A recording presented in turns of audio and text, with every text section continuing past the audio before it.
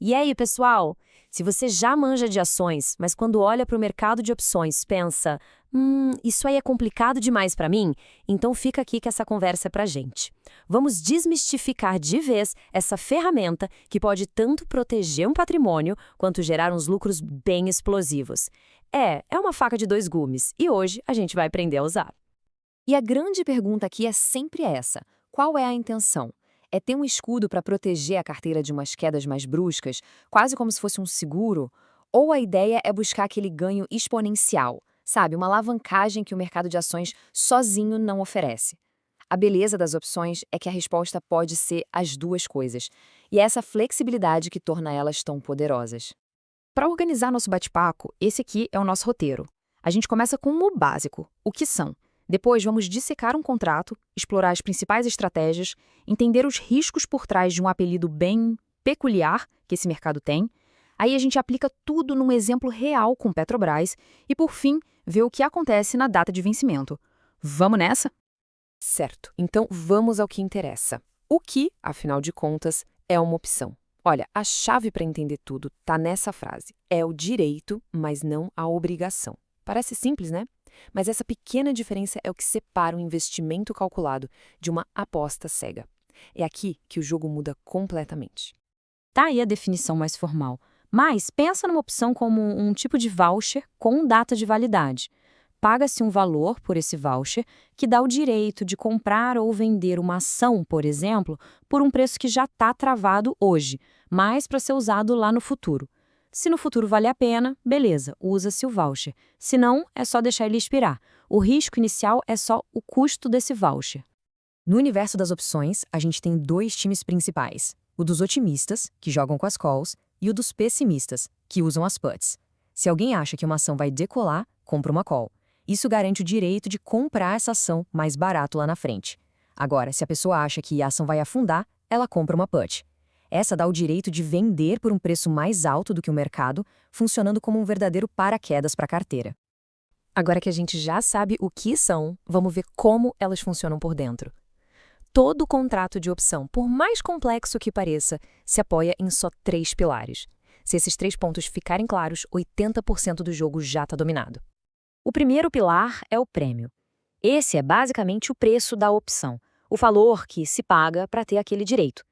Para quem compra, a beleza está aqui. O prejuízo máximo está limitado a esse valor.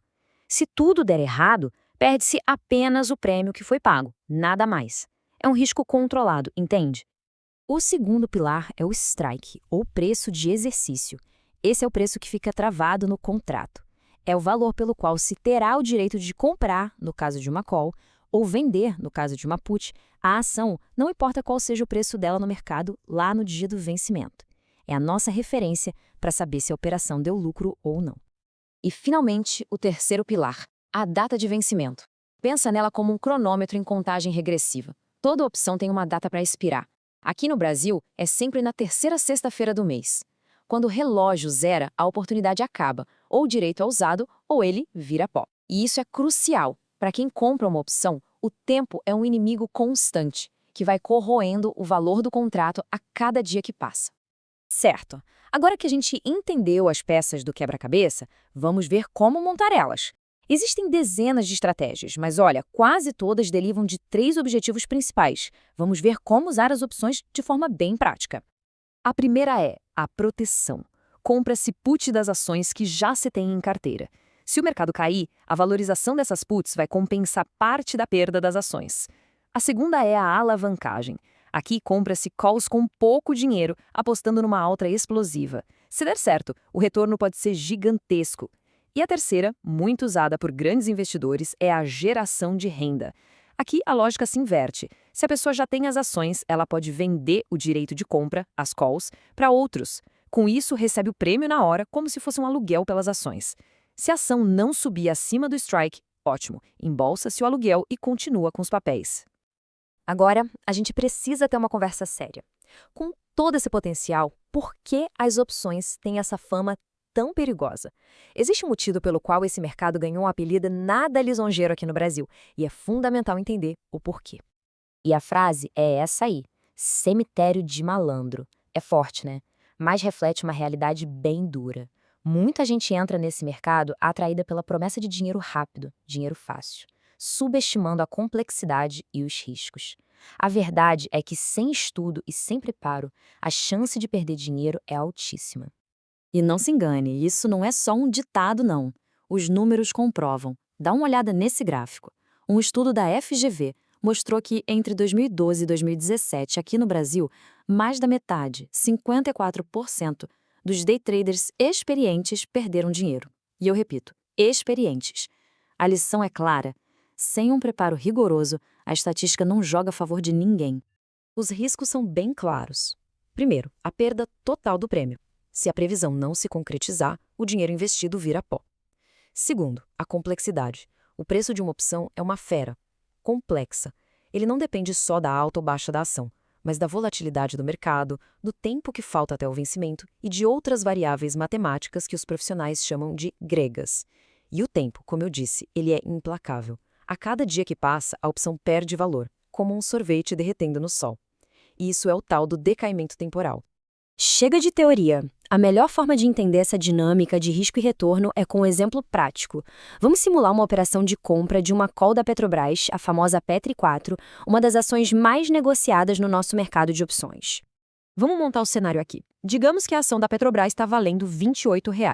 A gente acredita que ela vai subir. Então, o que se faz? Compra-se uma call com strike de R$ 30.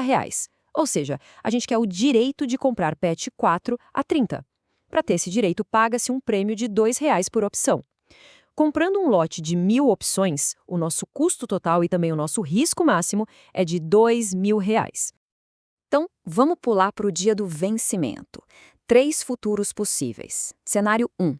Sorte grande. A ação da Petrobras dispara para R$ 35. Aí se usa o direito de comprar a 30 e pode-se vender imediatamente a 35, ganhando R$ 5 por ação. Tirando os R$ 2 que foram pagos de prêmio, o lucro limpo é de R$ 3.000. Agora, os outros 2 cenários. A ação sobe só um pouquinho para 29 ou até cai para 25. Em qualquer um desses casos, não faz o menor sentido comprar 30, certo? O que acontece? A opção que custou R$ 2.000 vira pó, prejuízo total. E é aqui que a mágica da alavancagem acontece. Um retorno de 150%.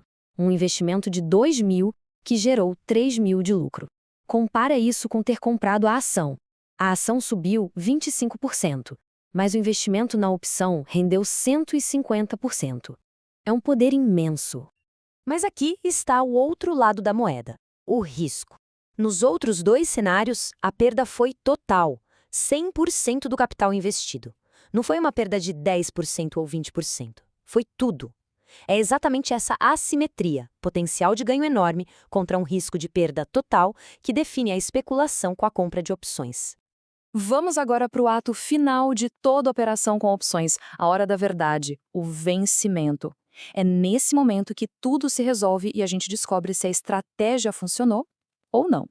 No vencimento, a opção vai estar em um de 3 estados. Se o exercício for vantajoso, como no nosso exemplo da Petri 4 a 35 com o strike a 30, a gente diz que a opção está in the money, ou dentro do dinheiro. Ela vai ser exercida. Se o exercício não for vantajoso, ela está out of the money, fora do dinheiro, e aí vira pó. E se o preço da ação for exatamente igual ao strike, ela está at the money, no dinheiro, e geralmente não é exercida porque não há vantagem financeira. Então, depois de tudo isso, a gente chega na pergunta final. Opções são uma ferramenta sofisticada para investidores experientes, mestres do mercado, ou são simplesmente uma aposta de alto risco, mais próxima de um cassino do que de um investimento? A verdade é que podem ser as duas coisas.